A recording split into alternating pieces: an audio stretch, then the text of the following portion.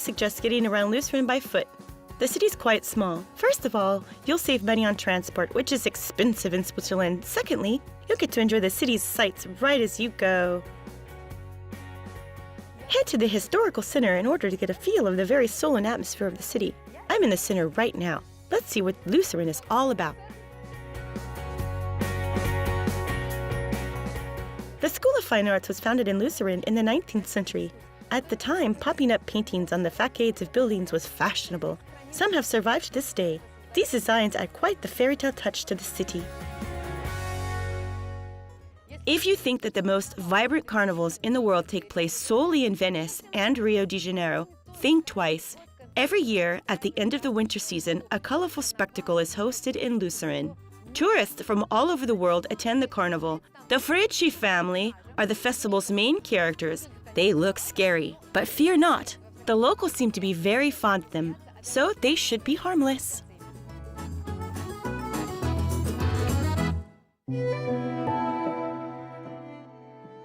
Not far from Old Town, there is a regular sculpture carved out of a cliff called the Dying Lion. The monument was created in 1821, and since then it has been considered to be the token of courage and devotion. Mark Twain called this statue the most touching and patriotic in the world. Lucerne's main statue, the Dying Lion, was erected in the honor of Swiss guards who died defending the French king during the uprising. The whole part? It's so moving, I even get goosebumps. You can't visit Lucerne without seeing the cobbled Bridge. I think it's one of the most picturesque bridges I've ever seen. The bridge is the main attraction of Lucerne, the city's signature landmark. Of course, all the tourists feel the need to take pictures with this lengthy beauty, understandably. The Chapel Bridge is the oldest wooden bridge in Europe. They began building it back in the 14th century in order to protect the city from the side of its lake and river. And right in the middle of the bridge stands an octagonal water tower. The tower used to be a prison. Then it became a reservoir. Now there's a souvenir store instead. Every morning there's a farmer's market that operates right next to the bridge. You can find the most authentic, high-quality Swiss products at a very reasonable price.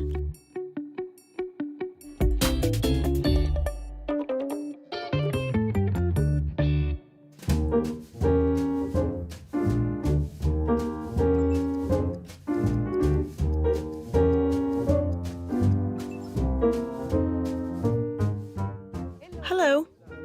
Hello. Could you recommend which local cheese I should try? Do you prefer a more mild taste or one that's more pronounced? I want to try an assortment. Okay, so we can start with Klevenalp. This cheese is made only 20 kilometers away from here. Can you imagine? Only 40 miles away. That's awesome. Wow, fresh alpine milk. It smells so sweet. Do you want to know the secret behind alpine cheese? The higher above sea level, the fresher the vegetation. And the more quality grass the cow eats, the better the milk, and even more so the cheese. It's packed with omega-3 fatty acids. The yellow color here is vitamin A, carotene. Alpine cheeses are the healthiest in the world. This cheese is delicious. Yes, I'll take it. So yummy and right from the source. This is great. Do you know why Swiss cheeses aren't as famous as Dutch ones? No, why? Because the Swiss eat all their cheese themselves. That's the difference. It's so good.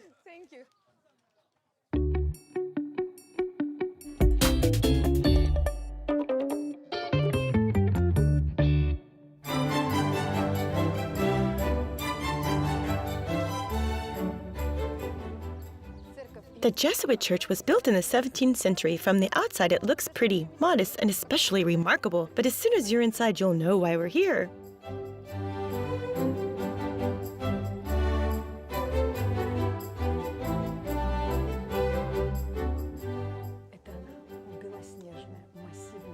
The massive snow-white and Baroque-styled marble stucco was manufactured by German masters and was highly valued here.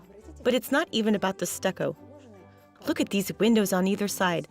Light passes through them and literally floods the entire space, creating a very festive and sublime mood. Lucerne is indeed the city of light.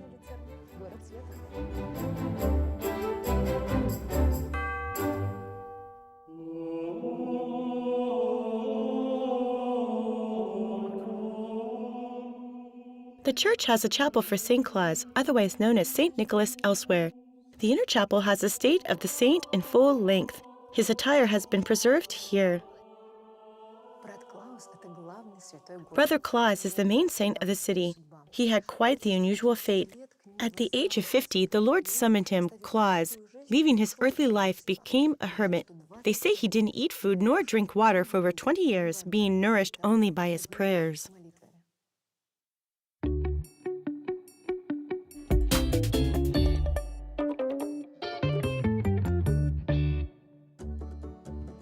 It's time for lunch, and I need to try their traditional meat pie. The local pie, by the way, I know a place where they teach you how to make one yourself. Let's go find out the recipe and... In Lucerne, they love this veal mushroom puff pastry pie, or the Chugele pastete, it's called. It's apparently really yummy and truly a specialty. What is this cookie miracle? Let's find out. Let's start with a piece of meat.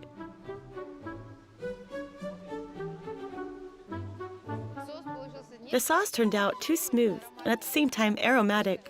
Thanks to all the spices and wine, it's magical, a melange of flavors. I'll try the meat. You guys, I love it.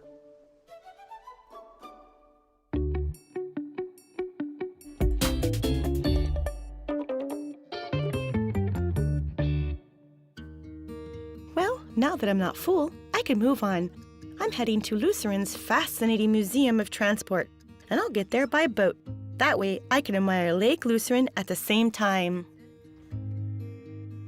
There is an amazing legend about Lake Lucerne. When creating Earth, God sent an angel with a divine vessel to fill all the planet's lakes with water. The angel, flying over the Alps, brushed against one of the mountains and accidentally spilled some water. And that's how Lake Lucerne appeared. The lake, by the way, has the shape of a cross.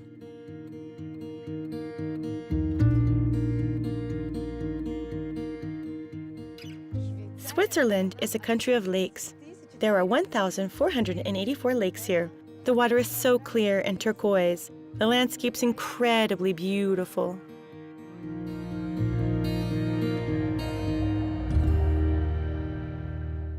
It's so convenient. I got right to the shore by ferry, and the next stop on my route, the Transport Museum. It's right here. It's actually the most popular museum in Switzerland. You can look at it, touch, and even ride some of the exhibition pieces. There are over 3,000 exhibition pieces presented here. Trains, airplanes, cars. It's not just a museum, but an entire scientific entertainment complex. Wow, I feel like every little boy's dream is have a railway like that.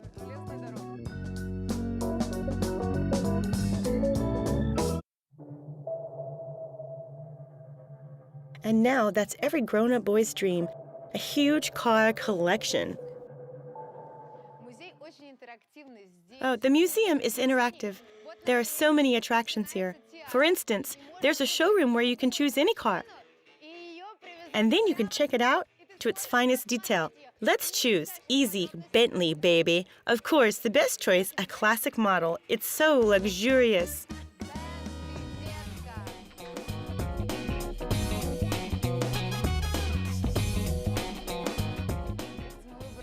Of course, the best choice, a classic model. It's so luxurious. Actually, it reminds me of those game shows on TV where everyone presses a red button to vote for the car they most like, and then they bring out the car with the most votes. Well, I'm lucky. Oh, a worthy selection.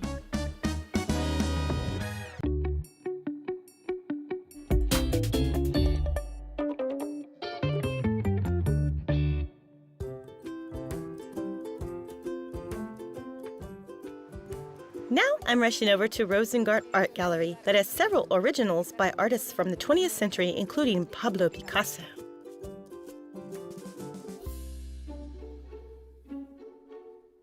This magnificent collection was accumulated and curated by the famous gallery owner Siegfried Rosengart. His daughter Angela Rosengart has continued his work since. By the way, here's a portrait of her by Picasso. What a stunning woman! Pablo Picasso worked in almost every genre, definitely allowing for some wide-ranging imagination. What do you think this painting is called? That's right, gentlemen, with a pipe and flowers. Everything is in its place. The flowers, the gentleman. What else does he have left to do other than smoke his pipe as he waits for his beloved?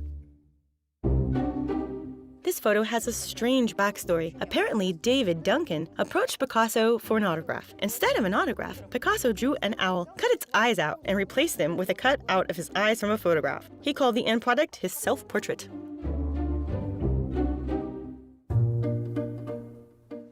The face is very familiar. I think this is Madame Rosengart herself.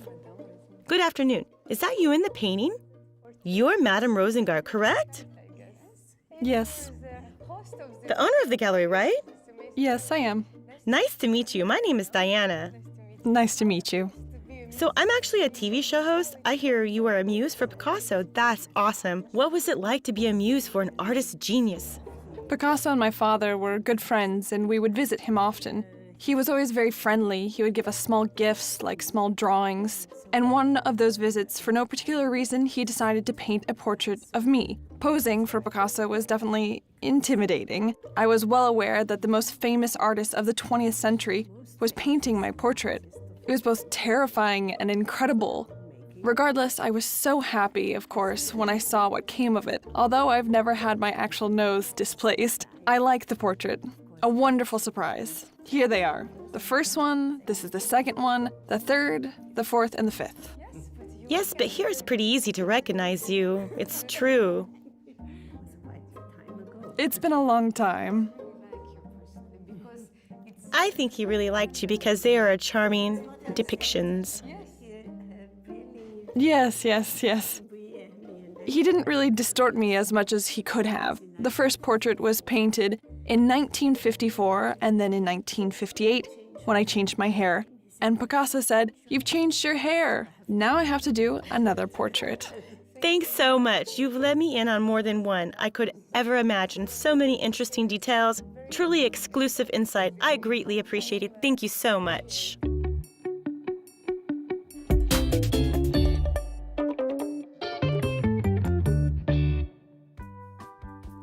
Now I'm heading to a place popular with both the locals and tourists. It's a guaranteed good time. For dinner, I'm going to have fondue, the most important national dish of Switzerland. Oh, and of course, there's an interesting legend behind it. Alpine shepherds, when trudging atop the mountain, would take a small amount of food along. In order to travel light, one day a shepherd only had a piece of dry cheese, wine, and bread left. Instead of losing his cool, he melted the cheese in his pot, added the wine, and began dipping the bread, and that's how the ultimate Swiss dish emerged, the fondue plate. Let's try it!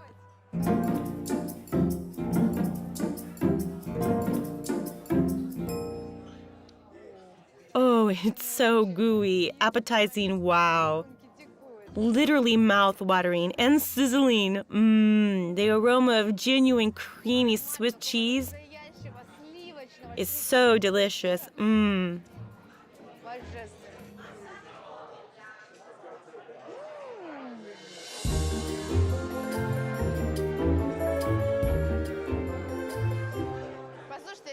Listen, guys. An incredibly simple dish that is utterly delicious. That's the power of high-quality cheese. Such real, milky, creamy wonder. Yum. This restaurant hosts a folklore show every night. I can't miss out on this funny opportunity. I'll even participate in the contests. The folklore program has officially begun, and now they're performing the national Swiss song, the Yodel. The yodel developed in mountainous alpine villages. Shepherds shouted across valleys and peaks to be heard. Okay then, I'll have to test out the strength of my vocal cords. Very good. Chorus song. We start. Thank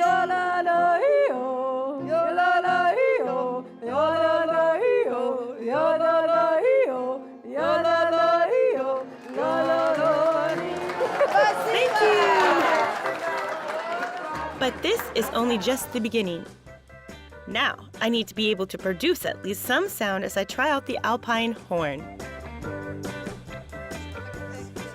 You need to hold it with your lips.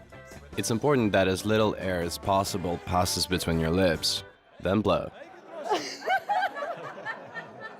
Come on, go in the middle.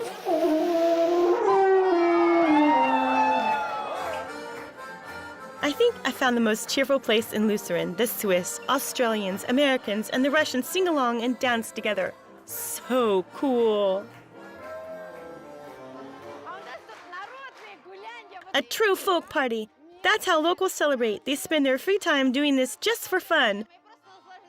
Overall, it's obviously that people in Switzerland are proud of their country, their customs and traditions. People are so open and hospitable. They welcome me with such warmth. It's very nice. I'll continue enjoying myself. My one day in Lucerne has come to an end. And it's time for me to say goodbye to this fabulous city that managed to win over my heart in just a flash. Lucerne truly feels like the very soul of Switzerland. From its river to the mountains and lakes to the old town, all bright, warm, and cozy. The locals are so proud of the traditions, and they share them so generously that in just one day, I was able to feel like a part of the city. My name's Diana. See you in a new city. Bye-bye.